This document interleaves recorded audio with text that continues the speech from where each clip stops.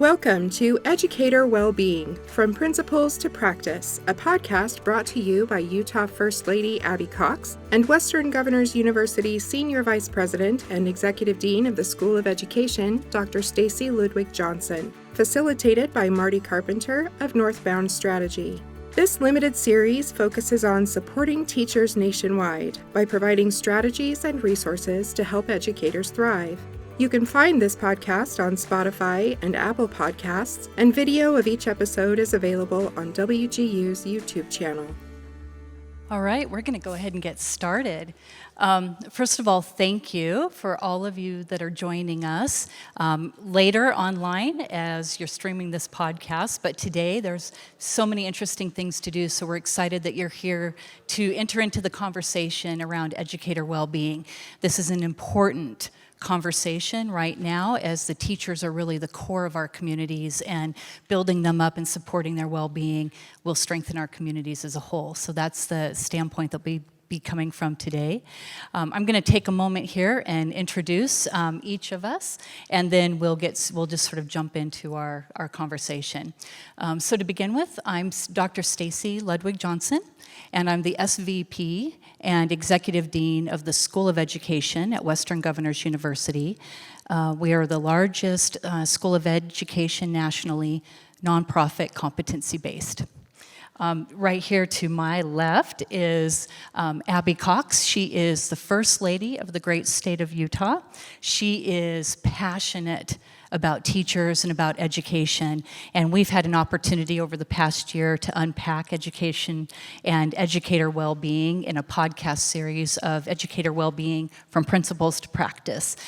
This podcast today is number 4 in sort of that series of podcasts, so you'll get to hear it again there. And then next is Dr. Mark Milliron, and Mark is an author, educator, leader. He's the president and CEO of National University in San Diego. He works with associations, universities, community colleges, K-12 systems, associations, really around the world. So really appreciate having you here today, Mark. And then Domonique Hensler, and Domonique, your title is the best one of all. So. Well, First Lady's hard. Yeah, that's true. It's hard to beat. She wins, no matter what. Domonique is the Senior Director of Care Redesign and Mental Health Integration at Rady Children's Hospital, also in San Diego. And I've had the privilege throughout this past year to have conversations with all 3 of you at different points. And so this is really fun to sort of bring all of those conversations together today. So thank you very much. All right, so we're going to unpack 3 topics. One is really around what are some of the trends in education and educator wellness that we've been seeing really from different perspectives. So today, the First Lady really represents the perspectives of sort of government and community. Domonique will be talking about it literally from mental health and from a children's hospital perspective. And then Mark and I will unpack it really from an education provider, sort of a education preparation provider perspective. So we'll talk about some trends, then we'll talk about some very concrete examples of what could be built into sort of educator preparation. And then finally, we'll talk about what are some concrete examples that teachers can use in the classroom. And I know you've got some really great stuff to share with us, so this will be fun. So I'm just going to very briefly, sort of from the perspective of educator wellness, we've heard for so many years conversations about the teacher shortage, and I've really noticed in the last 18 months that particularly throughout the school year, that conversation not only continues to talk about teacher shortages, but includes educator wellness. And we didn't used to hear about educator wellness. And so part of that's post-COVID, but I think just the challenges that our teachers face in the classroom today.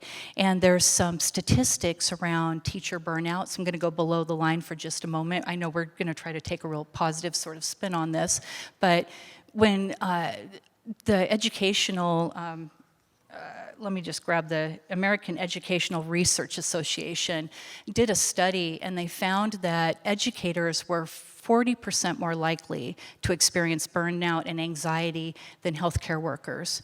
30% more likely than other individuals in occupations that even included the military. And that always catches my attention when I think about what that means, because of the impact that also has on the kids in the classrooms. So my perspective has sort of been swinging around that at the highest level, but I'd like to start and just maybe we can walk through what you're seeing as far as trends to get us started. How about if we start with you, Abby?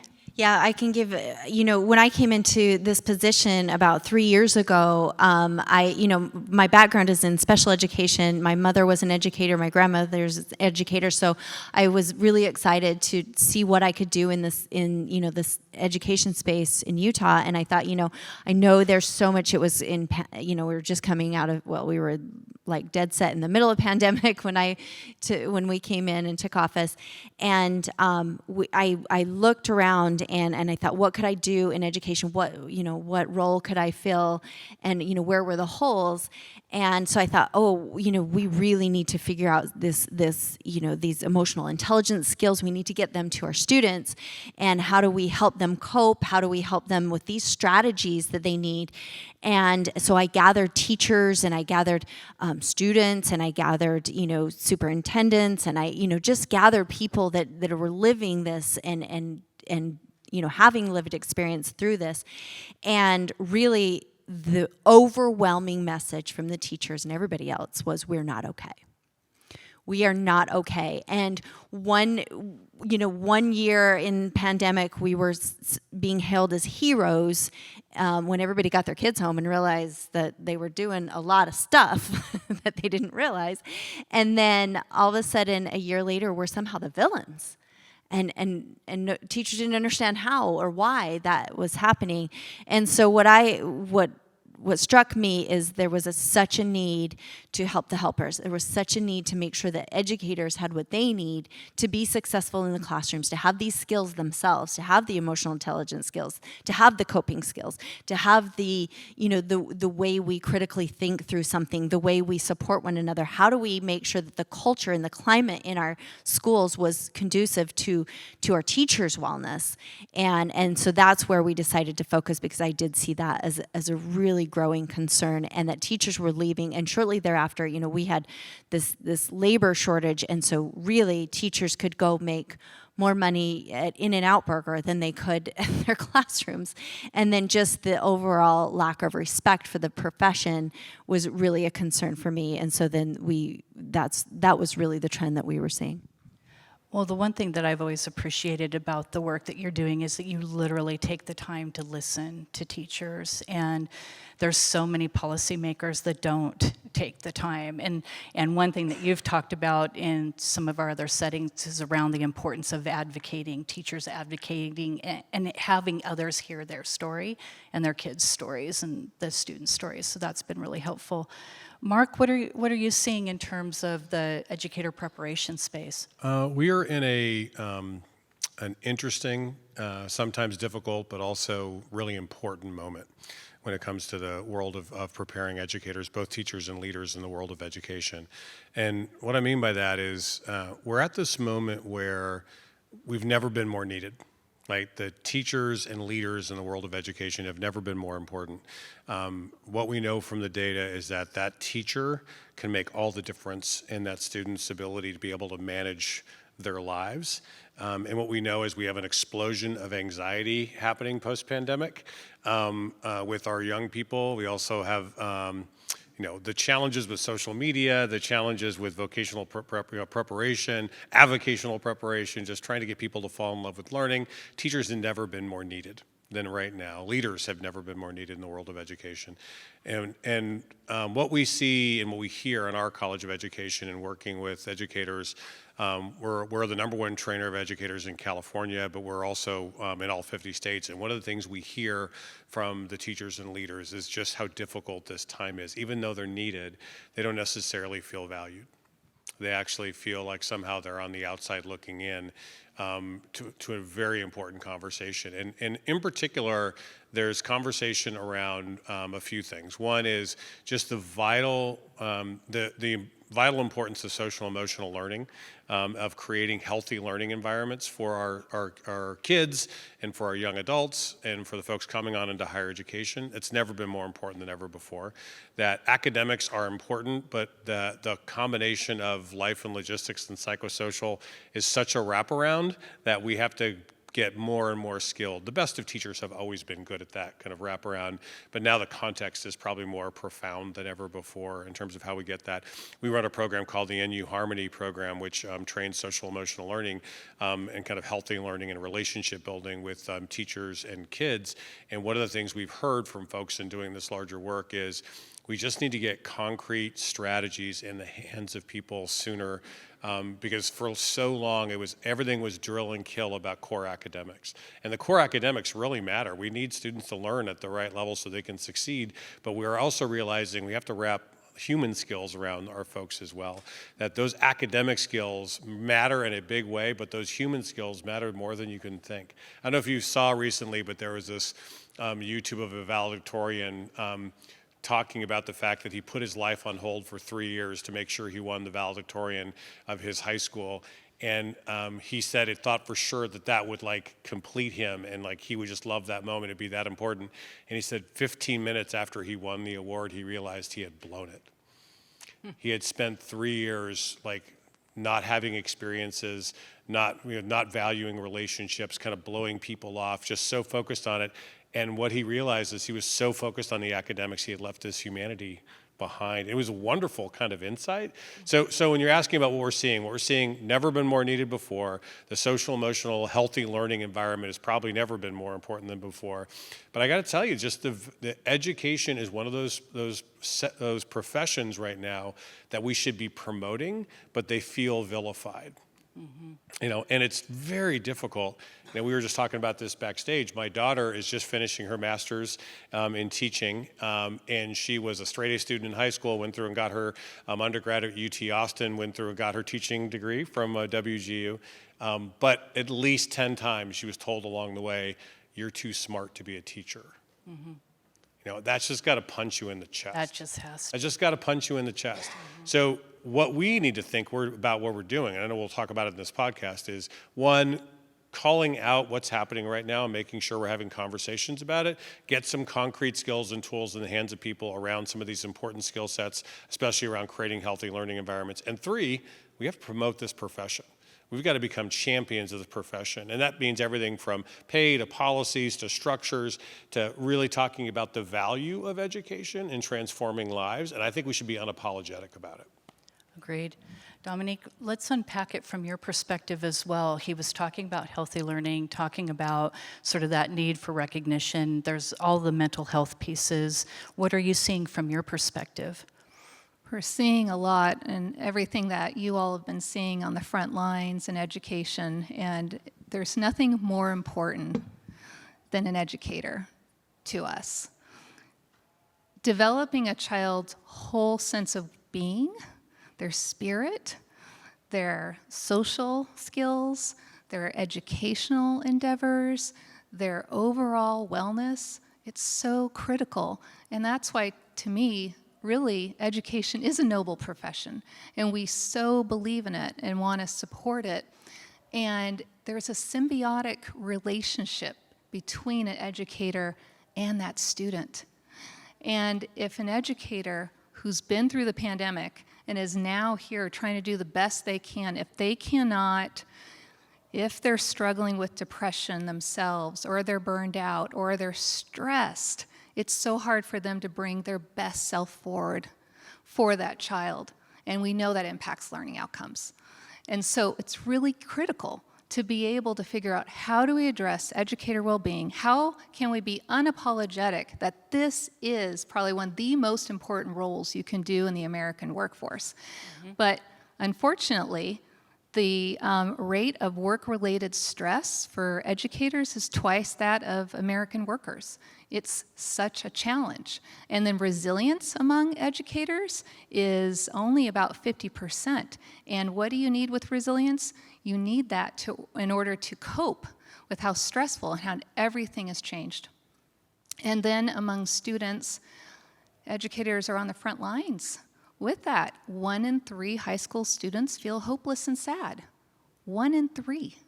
You think about the educators who are carrying that weight on their shoulders as well, because those kids are bringing it to the classroom with them. Yes, so they absorb that, and that adds to their stress to be able to work with that and understand how to, engage the students and be able to address those concerns and behavior. But they are also bringing to the table their own issues and struggles and stresses as well.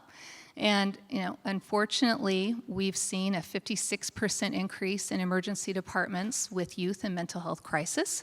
1 in 4 children are depressed. 1 in 5 have anxiety. And suicide, unfortunately, is the second leading cause of death in the United States among 14 to 24-year-olds. So this is a crisis. And how do educators thrive in that when they don't have enough resources, maybe not enough of the right support and infrastructure and policies to make a difference? But it's so, so critical, because what we want to do as a philosophy for well-being is how can we all be able to do our whole person wellness, whole child education. How do we do that to bring the best of ourselves each and every day instead of what's left of us because we're so worn down? It's so true. I think, too, that as we're thinking about what it takes to actually prepare an educator, not the educator of 30 years ago, but the educator of today and 5 years from now. My daughter is 13. She was in 3rd grade during the pandemic. And so when you think 10 years from now, she's going to be 23. She's going to be attending the colleges, and she wants to be a teacher. And so I've really been thinking a lot about, what will it mean to educate this new population? These are our teachers of the future, let alone right now as teachers are sort of handling all of those responsibilities that I'm not sure we do a good job of equipping teachers to handle once they're in those classrooms. So Abby, I was wondering, you do a lot of listening. If you could share some insights that you've gained from speaking with teachers, principals, families about what should we include in educator preparation, that'd be helpful to know from you. Yeah, I think that's an important question. It's something I've wrestled with, because I think what I see, I'm no psychologist, I'm no therapist, but what I see from teachers and what I hear from them all the time is that, I went through this prep program expecting, I learned English, or I learned, history, and I got into the classroom, and that's only just a little bit of what I'm teaching. That's a little bit of my day. And the rest of it is behavior issues, and the rest of it is dealing with these whatever's going on with that child, the trauma that children have experienced, or whatever is going on. And so what I think, what I've seen is that teachers are, the frustration level from what their expectation is versus what reality is. So when I come through this prep program, and this is my expectation that I'm going to be teaching English, and then they're all going to learn this, and then all of a sudden, the reality is these kids have lost 3 years of social interactions, like 15,000. So if I'm teaching a 15-year-old, that's like a 12-year-old socially and emotionally. And so I think, getting, that's one thing I'm seeing. The other thing I'm seeing is that teachers are really frustrated, at least, this is coming from Utah.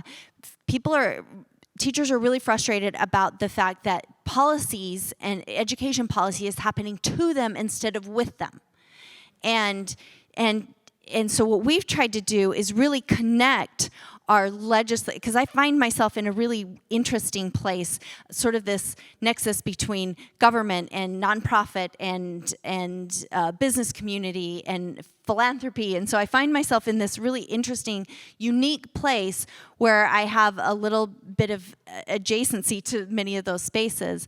And so what we've been able to do as my team is making sure that our legislators are connecting with our educators. We do a wellness conference in Utah where my team does, where we bring legislators to the conference and have them go take Amazon gift cards out to the teachers and say, tell me your story.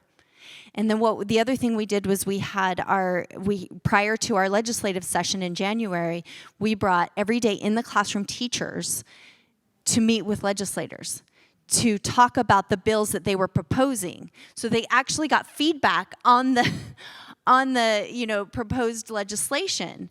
So they felt a little more empowered to be having a voice in that policy making. And so, there are things like that I'm hearing from teachers that I think and then I would just say, finally, business leaders. I connect with business leaders all the time, and my message is, if you're not careful, and if you're not supporting teachers and the profession of teaching, you won't have a workforce in the future. And that future is just a few years. And so we've been able to rally the business community to support. And my other message to them is go in the classroom. I'd say the same thing to legislators. Get in the classroom. Not just to yak or say something. Go in there and volunteer and help. And be a part of this and understand what teachers are going through so that you can be an advocate for education going forward. And so I think those are probably 3 things and 3 frustrations that I see from teachers. That's great. Domonique, I'm going to kick it over to you, and then Mark and I can talk a little bit about curriculum that we're building. But if you had dream from your perspective, could give guidance to universities that are building ed prep programs, what would you suggest that we include to really support the kinds of things that you were sharing earlier? I think part of what we need to do is we need to get back to basics. We're so caught up with the academics, but something that Mark said is missing is the whole social aspect. And we have to normalize mental health. We have to be able to share what are those tips and strategies in order to be able to take care of one's overall health and wellness. And there is no health without mental health. There just isn't. But we've had this bifurcated view, and there's stigma around mental health still very much to this day. And if we were to hit that head on in the classroom when there are the teachers of the future, and we say, this is okay, this is good for you to know, and to learn how to master that, whether it's techniques of mindfulness or meditation, stress management, and then how to apply those skills not only in one's life every day, but then for your loved ones and for your students of the future. Because your future self will not only thank you if you start to, utilize those tips and strategies, whether it's exercise or diet. I've got like a list of 10 things I brought with me today for when we get to that point where I want to give tips and strategies on that. Excellent. Thank you. So, Mark, yeah, we need lots of tips up here. So, we should have pulled those out in the beginning. We could have spent the whole time talking through those. Mark, what are you doing at National in terms of your ed prep programs? So around this conversation in particular, I'm just going to roll out 3 things as part of our kind of larger dialogue. The first one is the full recognition of the importance of mind, body, social, emotional learning, healthy learning, whatever antics with semantics you want to play. It is all of that is a part of the idea that we disconnect that at our peril. And that we absolutely need to make sure we understand that is a holistic process that is often deeply integrated. You want ridiculously high academic standards, at the same time you have high support. I was a part of a national study that looked at great teaching about 25 years ago, and we studied about 2,000 Teaching Excellence Award winners. And one of the most universal characteristics is great teachers have unbelievably high standards, but unbelievably high support at the same time. It's a yin and yang. And one without the other, high support with not high standards is like a country club. High standards with no support is like a prison. You kind of want like the in-between, like if you're going to do that, but like embracing that in a big way. And especially if there's a concept called emotional contagion. We won't spend a lot of time with this, but you understand the importance of if you enter this environment with all these challenges and you don't take the time to understand that you have to teach and lead from the inside out, you have to take care of yourself, or you're going to burn out. You're going to wipe yourself out. You've got to be able to, and actually your kids are watching you, your team is watching you, and so you leading with that sense of self and balance and connection. That's how it's going to come together. So that'd be one. So you take it seriously and you talk about it and you talk about how do you create strategies towards doing it, and we're looking forward to your tips, right? And that normalizes it. That normalizes it, Yes. right? Because you have to have it. So that's the first thing.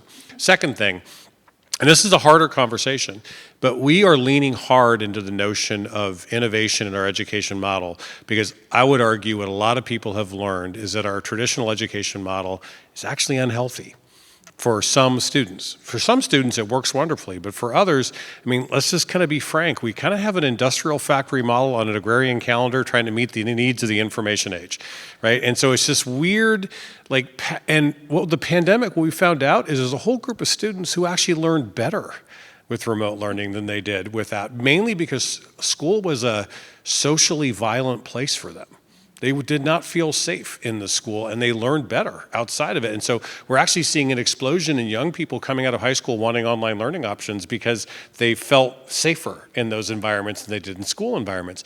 So I think we have to be willing to have the conversation about our structure of schooling and challenge things like grades. Like, we invented grades, and you hear the conversations around trauma and grades, you realize this invented system might not be the best thing in the world. We might need to be thinking about mastery-based learning, competency-based learning, high academic standards, but done in a different way. For literally, it's been done for thousands of years. Can we do education differently? Can we blend high tech and high touch? Because this generation coming through does not have the biases that some people have around what's better online, they're blending everything. And then you add in augmented reality, virtual reality, AI, we probably have to help them learn about these things, learn with them, and then learn beyond them, and then figure out how to learn in that larger context. So we are catalyzing that conversation. So we are absolutely training our educators to be able to teach and lead in an environment where we're thinking about different models, different strategies to reach different people in different ways. Does that make sense? It does. It's a different kind of conversation. And then I think as you're doing that, you have to do the third leg of the stool, which is you've got to be tough-minded and be willing to measure, which means looking at quantitative and qualitative data, both qualitative and quantitative, and ask the question, what's working and how do we know? Right? And then get into a learning community where other people are testing and trying with you, because we are going to have to redesign our education systems. We invented things like middle schools. We invented things like all kinds of things we invented, and we need to figure out, are they working, right? And have dialogues about how we can do differently. So, for example, there's a high school in Arizona that actually does. High school is not what you do to get your high school diploma. It's just a time. And during that time where you're from 13 to 18, you just assemble all the credentials you possibly can achieve during that time. That could be a high school credential, that could be industry certifications, that could be associate's degrees, even bachelor's degrees. You get whatever it is, and you just kind of go at the pace that makes sense for you. That's an interesting model. So let's measure that and see, how would you do that at scale? How would you fund that at scale? What would it look like? But we've got to be willing to be in these learning communities where legislators and others can have these conversations, because I'm telling you, part of our challenge with the unhealthiness of our learning environments is we're trying to force everybody into a one-size-fits-all system, and we don't have a one-size-fits-all society.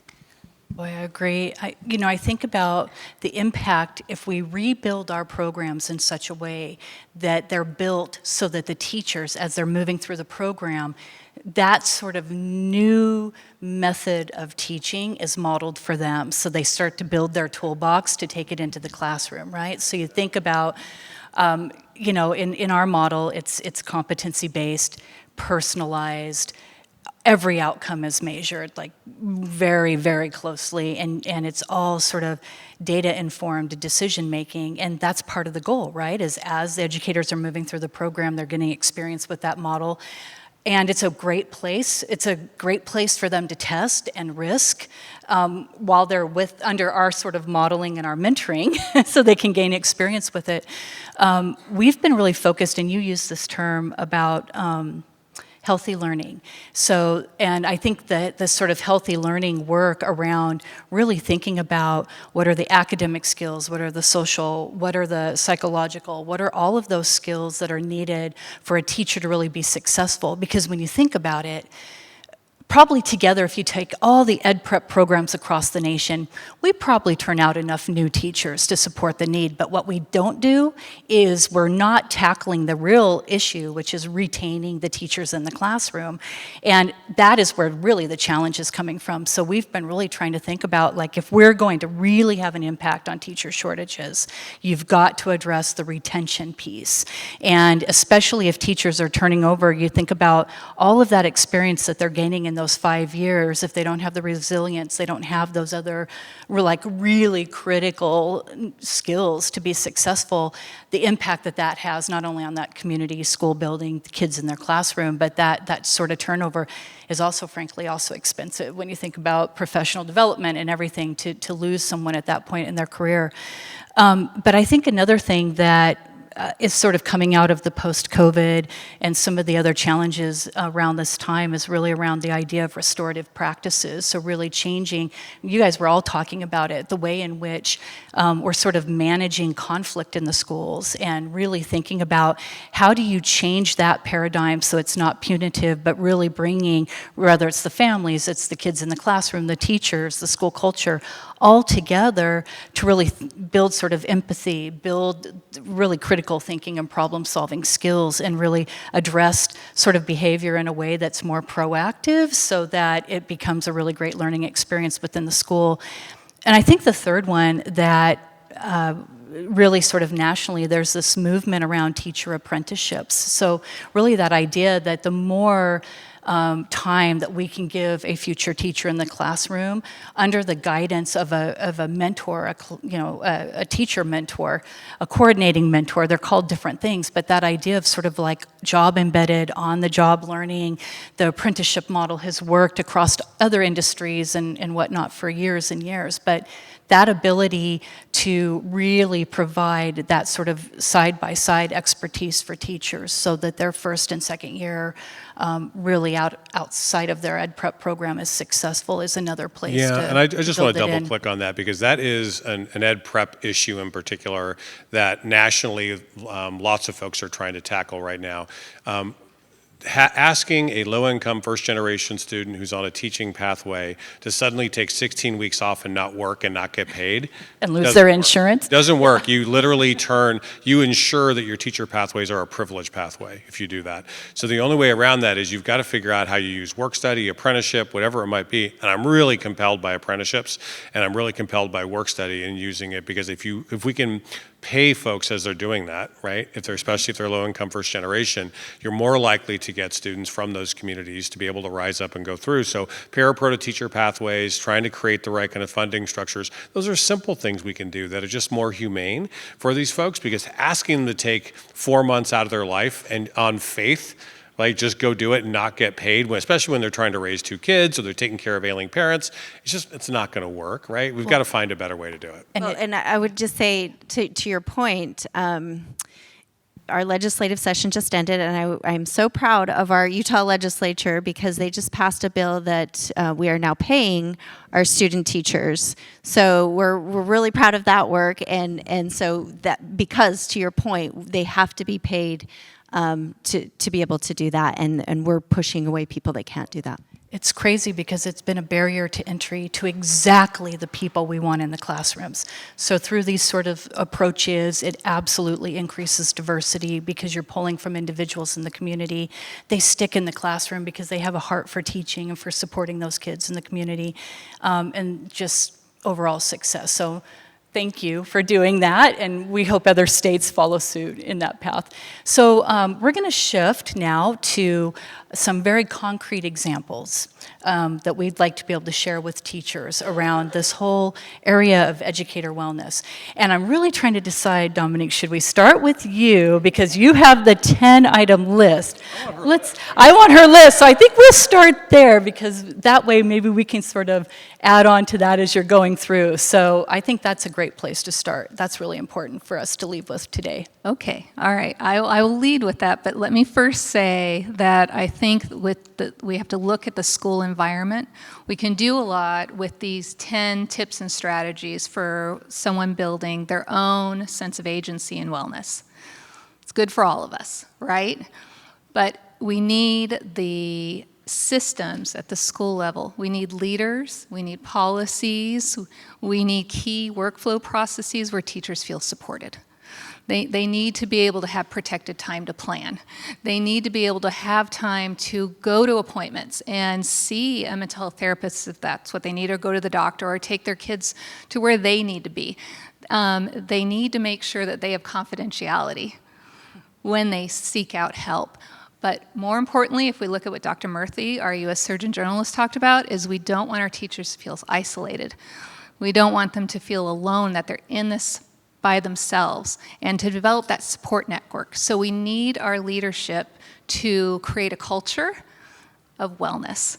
And with that culture, you got to walk the talk and you got to live it. Like when my team is stressed out, I've actually got someone in the audience who's on my team, I will say, it is time for a walk.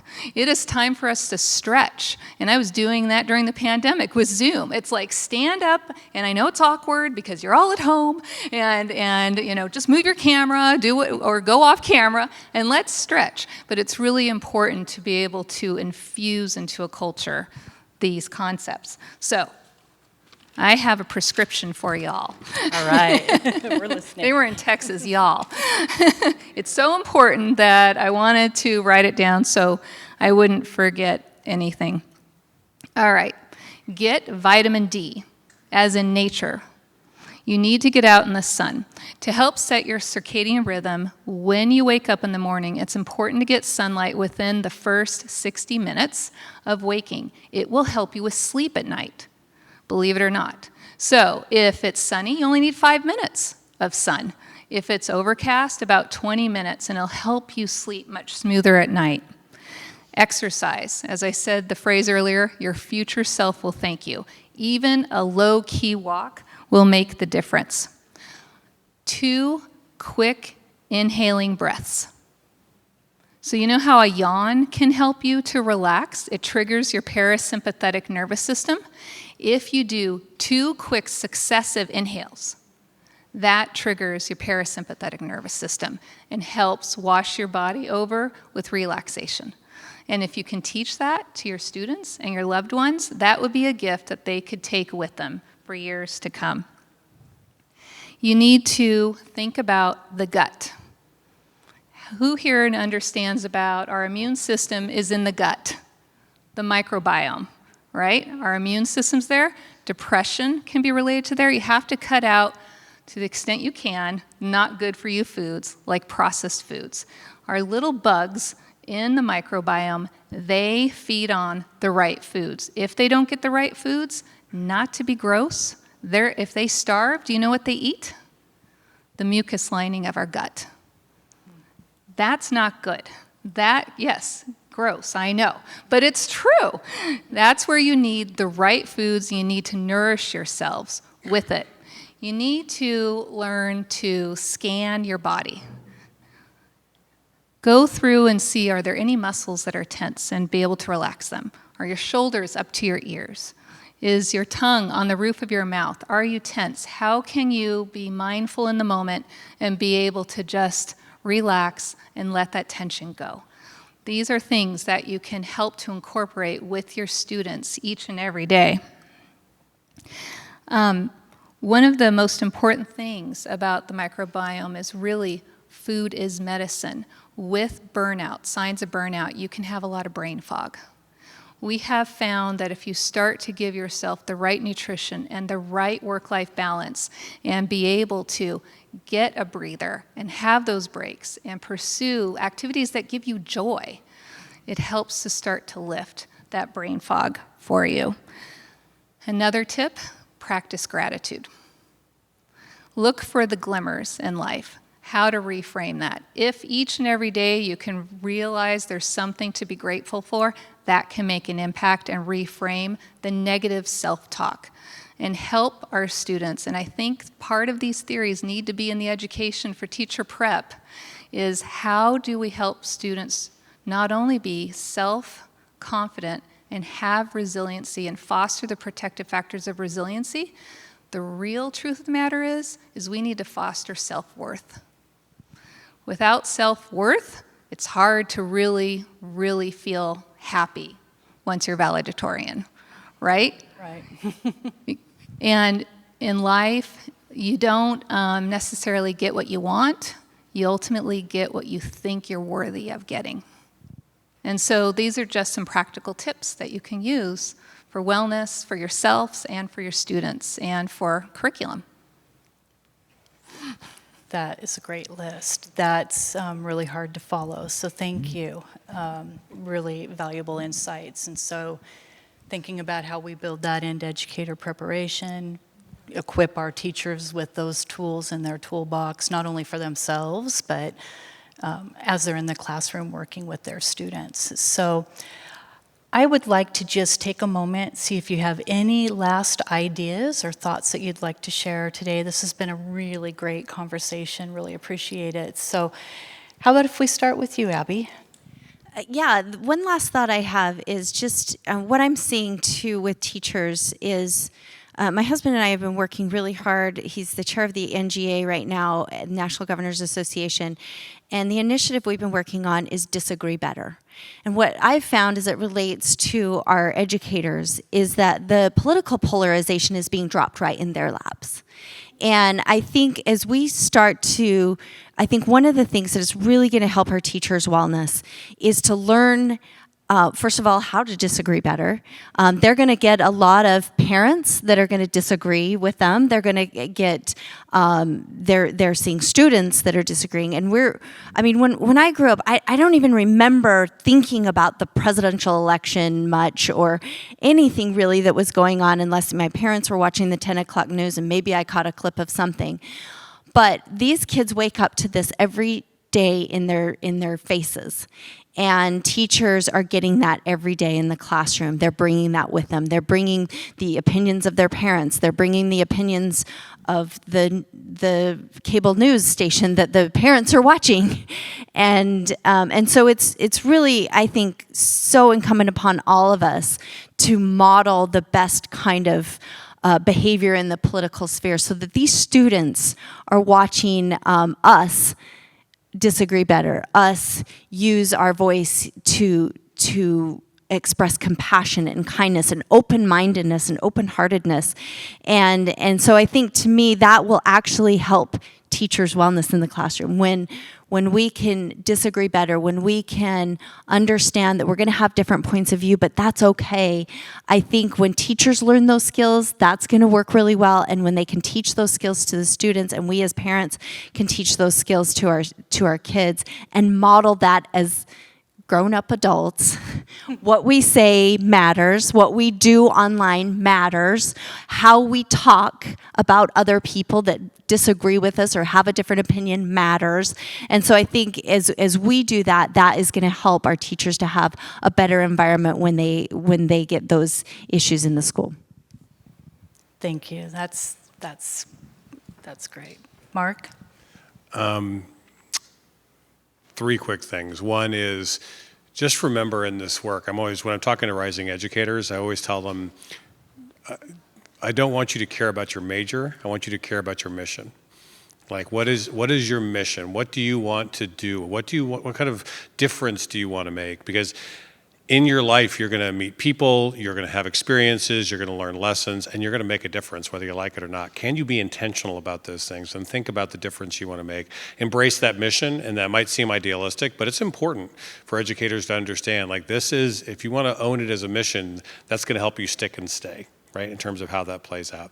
Secondly, I think we have to be unafraid about asking hard questions about our policies and our practices in the world of education and get it back to being about learning-centered education. Like right now, it's so focused on, are we following the rules? Are we giving grades? Are we getting the GPA to get into the higher education mode? Like, it's not about the learning, and we've got to find a way to get the love of learning back in there, because that love of learning is what's going to heal some of this riff. Because right now, people are so focused on winning the grade game or winning whatever the game is, they're not really falling in love with learning. And I got to tell you, the data is pretty clear on this. If you can help a student on the affective side fall in love with learning by third grade, they're going to be radically successful in the world of education. But they have to fall in love with the learning process, not be malformed into just following rules. Does that make sense? In terms of how that plays out. And the last thing is even though you're being learning-centered, you got to make sure you're valuing the variety of learnings that are out there. And in particular, I always love when people are beating up on the liberal arts. I'm a big fan of STEM. I'm a big fan of technology. I founded a software company. I'm all about, but I got to tell you, when you talk to business leaders, the things that they talk about are, can you help me find somebody who can communicate well, can work in teams, problem solve, decision make, show up on time, show up at all those really human activities. But it's all these human activities. And then on top of it, like the whole notion of, do they value humanity? Do they value people? Can they read social situations? Can they be a good disagreeer? Can they actually go in? And those are all broader skill sets, and that's a different kind of part of the learning process. And I think we have to be very careful about deconstructing our educational environment and saying these are the only things that are valuable. It actually is a holistic kind of learning process, and I think we run people off from the world of education because it's not what they used to be like in love with, right, in terms of helping people become fuller people on the learning side. And I know some of that sounds pie in the sky, but I think if we can get people who are on mission, who are focused on learning, and then really thinking about the broad ways people can learn, I think we can get some really exciting work going in the world of education. If we don't, we're going to continue to have problems. Agreed. Preach. It's true. I can't tell you how much we appreciate when our workforce comes to us and they know how to be a team player. They know how to communicate. They know how to write. I do a lot of teaching of that, sadly. I can teach all the specialty stuff, but I need those basics.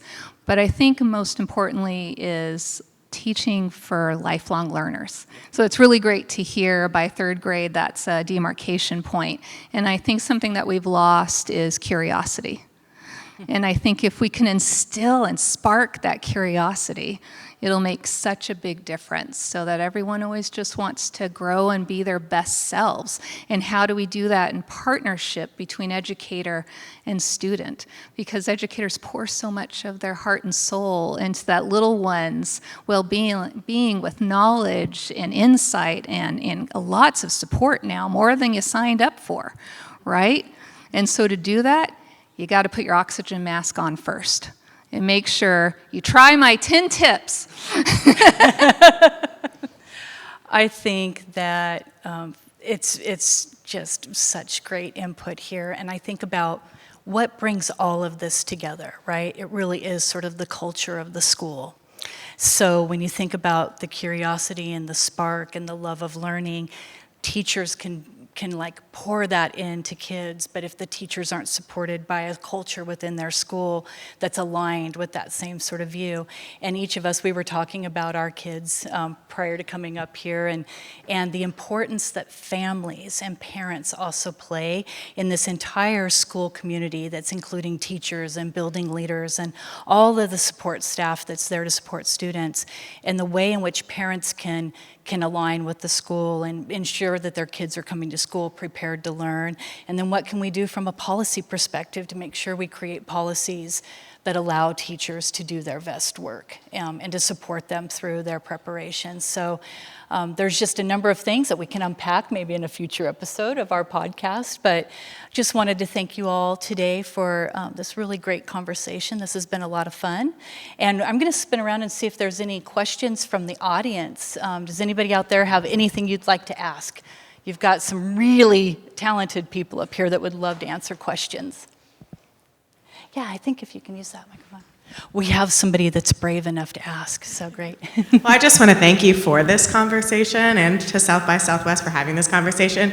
I wish we could amplify this in every conference, everywhere, for every leader to hear these messages. I'm a former student whose life was saved by my teachers. I was a student that struggled with depression and anxiety, and I call my teachers my emotional first responders for recognizing those subtle changes in behavior as warning signs and help me choose life. So they're the reason I'm here today and became a teacher myself and realized firsthand the lack of preparedness and ongoing support for the demands of the job. So I started a support group for teachers called Happy Teacher Revolution, and now actually live on a Austin School District school bus that's been converted to a home. It's pink, and I wrote a book, and I'm traveling. I actually went to Utah and California also, but my question is actually about an article that was released 10 days ago from Forbes magazine that said, look no further than the U.S.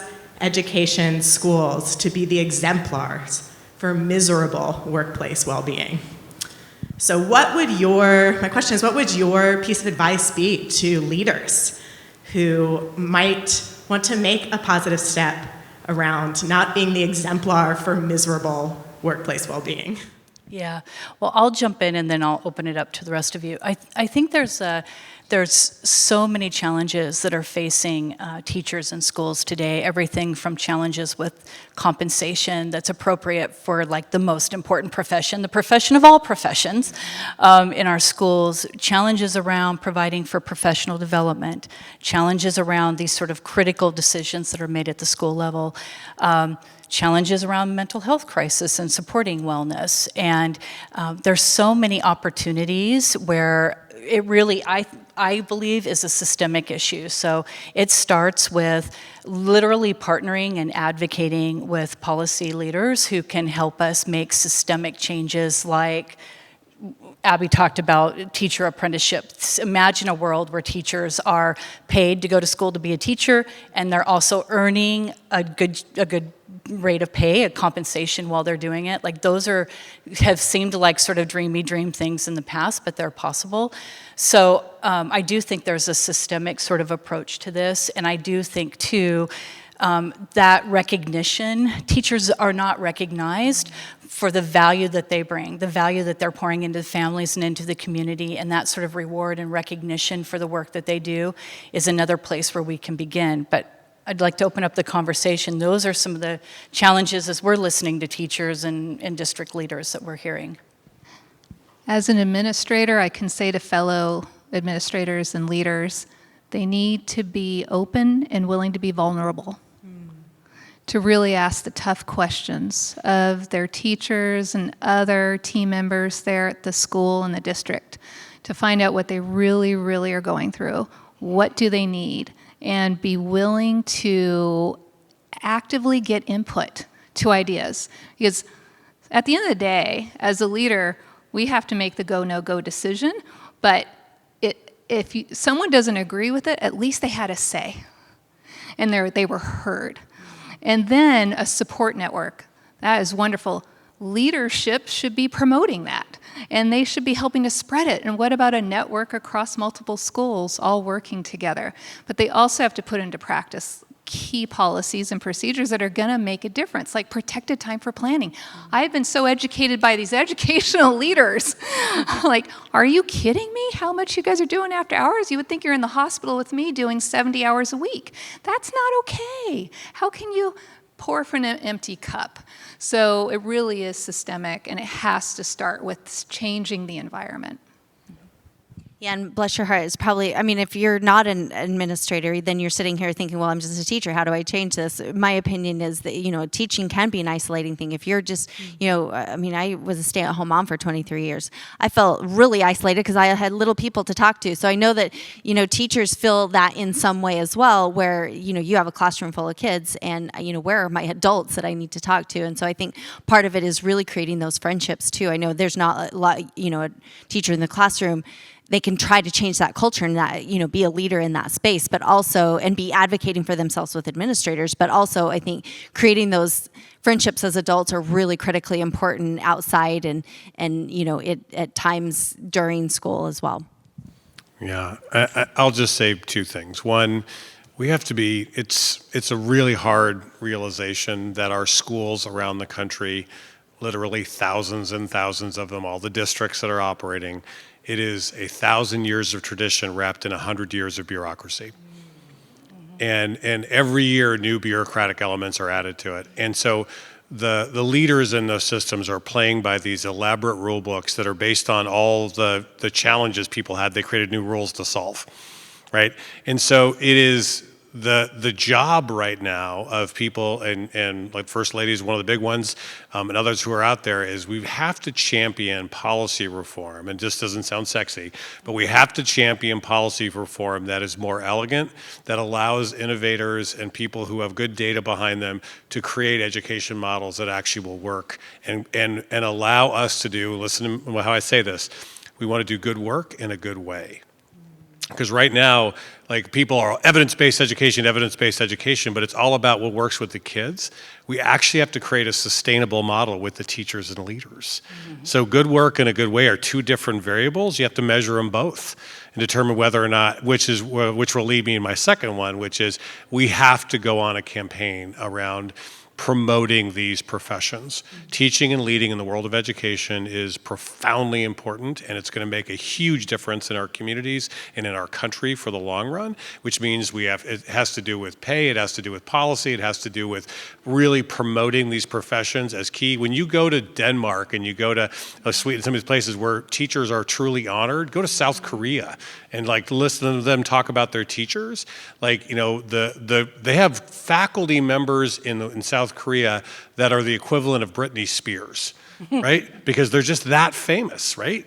And for us, it's figuring out how can we create that kind of prestige for these folks who are doing this larger work. Right now, it feels like they're small because they're operating in these role-based systems that doesn't allow them to kind of do what they should be able to do. So I think you have to do both those things, or it's never going to get there. It's going to take a lot of work, but I think there are a lot of people realizing it's time for us to kind of reclaim our vision around this stuff. America has always innovated around access and success and excellence and equity. It's time for us to keep at it. We just have to do some of this work, and some of it's not sexy. The policy work is not sexy, but good enabling policy can change everything. I want to see the day when, like the NFL, when you have the Super Bowl, first day of school, teachers come running down the hall, like fireworks, confetti, everything. And every time one of those kids graduates, that celebration should rock all the way back to pre-kindergarten. So that's the day, that's where we want to go. That's the value that our teachers bring to our schools, our communities, and everything that we do. So thank you all. We'll wrap that up for today. Really appreciate you joining us. Thank you to the panel. This was super fun. Have a great one.